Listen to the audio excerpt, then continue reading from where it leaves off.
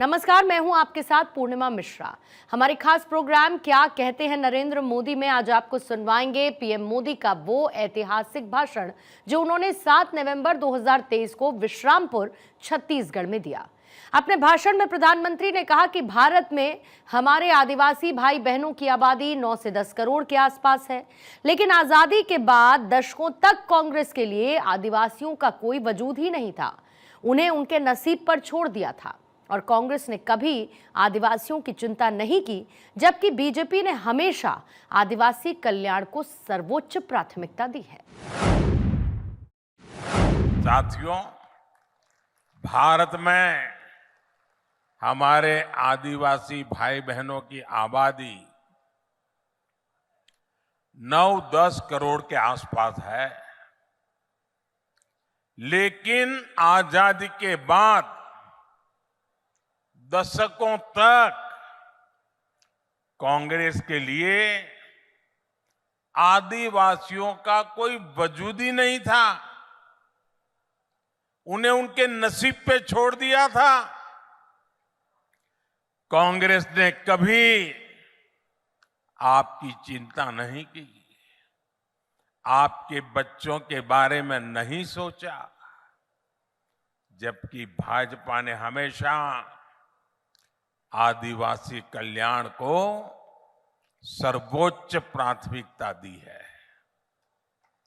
क्या कभी आपने भी सोचा था कि आदिवासी परिवार से निकली, गांव जंगलों में पैदा हुई, गरीब घर में पैदा हुई एक आदिवासी बेटी देश की राष्ट्रपति बनेगी? आपको गर्व हो रहा है कि नहीं हो रहा है? हर किसी को गर्व हो रहा है कि नहीं हो रहा है?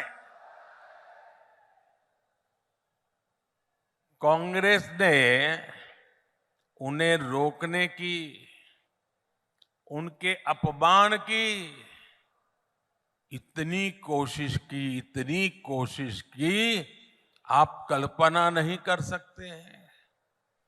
लेकिन आदिवासी समाज की बहनों को ये सम्मान भाजपा ने ही दिया है। साथियों, जब केंद्र में कांग्रेस की सरकार थी तो उसे लगता था कि आदिवासियों के लिए पैसे खर्च करना मतलब गड्ढे में पैसे डालना, बर्बाद करना, यही उनकी सोच थी। लेकिन भाजपा ने जब भी आदिवासी हितों की बात आई, सरकार का खजाना खोल दिया, तिजोरी खोल दी। दोस्तों, भाजपा ने आदिवासी समाज के लिए केंद्र सरकार का बजट, ये याद रखना भाइयों, याद रखोगे? ऐसे नहीं हाथ ऊपर करके बताइए, याद रखोगे? पक्का रखोगे? आपने मुझे जो काम करने का मौका दिया ना, इस सेवा काल है मेरे लिए, तो सत्ता काल नहीं है। मैं सत्ता में विश्वास नहीं करता, मैं तो सेवा करने के लिए ही पैदा हुआ हूं और आपने मुझे सेवा का ही काम दिया है। आदिवासी समाज के लिए केंद्र सरकार का बजट 5 गुना बढ़ा दिया, 5 गुना। आप खुश हैं? आप खुश हैं? आपको संतोष हुआ? ये मोदी का काम है। आपके बच्चों की पढ़ाई अच्छी हो, इसलिए आदिवासी क्षेत्रों में 500 नए एकलव्य मॉडल स्कूल बनाए जा रहे हैं। अब आप देखिए, हमारे यहाँ गांव गांव में अंग्रेजी वाली स्कूल तो है नहीं। गरीब का बच्चा अंग्रेजी स्कूल में जा नहीं सकता।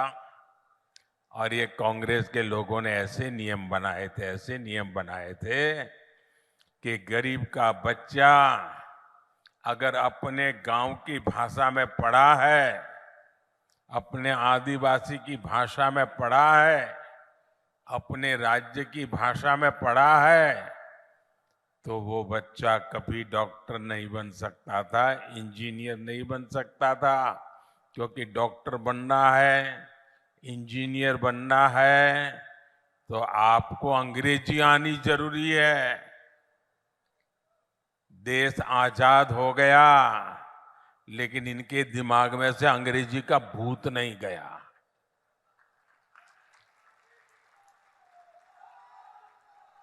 मुझे बताइए भाई, आप किसी डॉक्टर के पास जाते हो, आपके पेट में दर्द हो रहा है, सर पे दर्द हो रहा है, सीने में दर्द हो रहा है, पांव में दर्द हो रहा है, तो क्या डॉक्टर आपको अंग्रेजी में पूछता है क्या? आपकी भाषा में पूछता है कि नहीं पूछता है?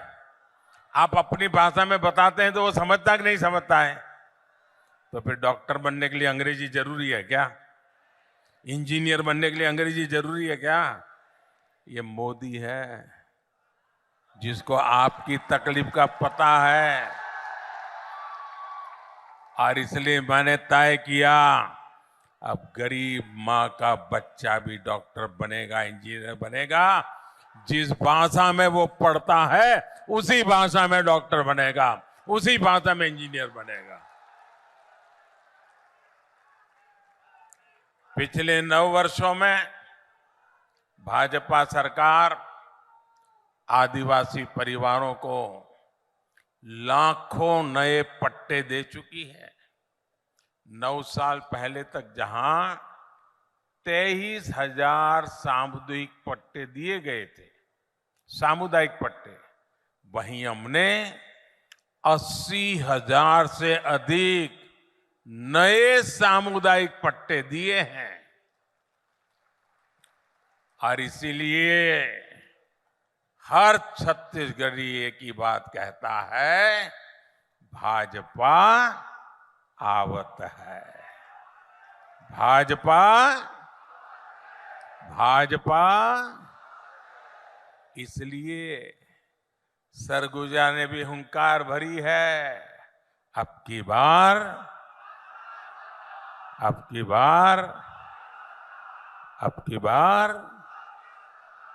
मेरे परिवारजनों, कांग्रेस की एक और बड़ी नाकामी भी रही है। जब जब कांग्रेस सरकार में आती है, तब तब देश में आतंकवादियों और नक्सलियों के हौसले बढ़ जाते हैं। जहां भी देखो, इधर कभी बम फूटने की खबर आती है, कभी उधर बम फूटने की खबर आती है, कभी यहां मार दिया काट दिया की खबर आती है, कभी यहां मार दिया काट दिया की खबर आती थी। जिस जिस राज्य में कांग्रेस सत्ता में होती है, वहां अपराध का, लूटपाट का राज ही चलता है। कांग्रेस सरकार नक्सल हिंसा को काबू करने में असफल रही है। बीते कुछ समय में भाजपा के अनेक कार्यकर्ताओं को हमसे छीना गया है। अभी भी कुछ दिन पहले हमारे एक साथी को गोली मार करके उसकी जीवन तबाह कर दिया। इसलिए भाइयों बहनों, क्या ये बम बंदूक के साए में जीना है क्या? ये बम बंदूक के साए में जीना है क्या? कितना ही पैसा क्यों न हो, बेटा शाम को घर न लौटे और बेटे की लाश घर पे आए, उन पैसों का क्या करेंगे हम लोग? और इसलिए भाइयों बहनों, हर किसी की सुरक्षा बहुत जरूरी है, और इसलिए कांग्रेस को हटाना उतना ही जरूरी है। हटाओगे? बिल्कुल साफ कर दोगे? हर कोने में से हटाओगे? हर पोलिंग बूथ में से हटाओगे? पक्का हटाओगे? जरा पीछे वाले हाथ ऊपर करके बताइए, हटाओगे? हर पोलिंग बूथ में से हटाओगे? यहां सरगुजा संभाग में कानून व्यवस्था की क्या स्थिति है, ये आप अच्छी तरह जानते हैं। कांग्रेस सरकार में सरगुजा क्षेत्र में मानव तस्करी और नशे का कारोबार बेतहाशा बढ़ गया है। यहां बहनों बेटियों को अपराधी निशाना बना रहे हैं। हमारे आदिवासी परिवारों की, गरीब परिवारों की अनेक बच्चियां गायब हुई है। बेटियां कहां गई, इसका कांग्रेस के नेताओं के पास कोई जवाब नहीं है। यहां कांग्रेस द्वारा वोट के लिए अवैध घुसपैठियों को बढ़ावा दिया जा रहा है। आदिवासियों की जमीन छीनी जा रही है। कांग्रेस की तुष्टीकरण की नीति के कारण यहां तीज त्योहार मनाना तक मुश्किल हो गया है। इसलिए पूरे सरगुजा से एक ही आवाज आ रही है, बच्चा बच्चा एक ही बात बोल रहा है, माता बहनें एक ही बात बोल रहे हैं। गांव हो या शहर हो, हर कोई एक ही बात कह रहा है, औ नहीं सही वो, औ नहीं सही वो, औ नहीं सही वो, औ नहीं सही वो, बदल के रही वो। मेरे परिवारजनों, कांग्रेस ने दशकों तक दिल्ली में सरकार चलाई है। देश के कोने कोने में उन्हीं का राज था। पंचायत से लेकर के पार्लियामेंट तक कांग्रेस के सिवाय किसी का झंडा ही नहीं था। लेकिन कांग्रेस ने हमेशा गरीबों को सिर्फ झूठे नारे दिए। अगर आज मेरे 10 साल के सेवा काल में इतना काम हो सकता है, तो उनको तो 5-5, 6-6 दशक मिले थे। वो कर सकते थे कि नहीं कर सकते थे? लेकिन उनको अपने जेब भरना, घर भरने के सिवा कोई काम ही नहीं था। 5 दशक से कांग्रेस बोल रही है कि गरीबी हटाएंगे। 50 साल से क्या बोल रहे हैं? गरीबी हटाएंगे। तो फिर कब तक ये गाना गाते रहोगे?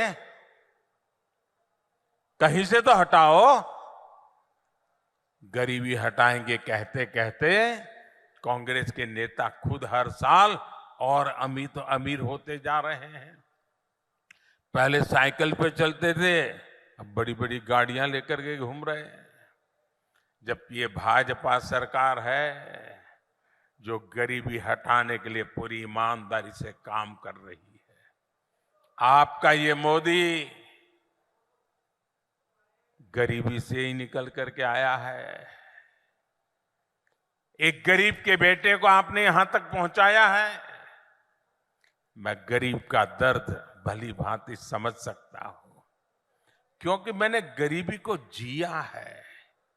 मैंने गरीबी को भाषण में नहीं सुना है, अखबार में नहीं पढ़ा है, किताबों में नहीं पढ़ा है। मैं गरीबी झेल करके आया हूं। जब कोरोना का संकट आया तो सारी दुनिया मौत से मुकाबला कर रही थी। दुनिया का कोई देश नहीं था जो लोग जिंदगी बचाने के लिए जूझते न हो। सारा दुनिया का जीवन ठप हो गया था। हमारा देश भी बचा नहीं था।